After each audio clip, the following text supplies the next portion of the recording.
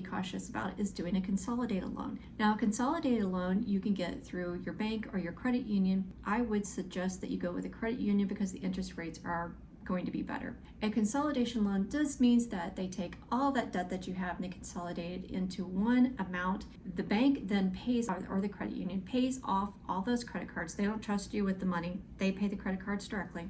And now you have the consolidation loan. Consolidation loans are going to vary based on what your credit score is, on what the interest rates are.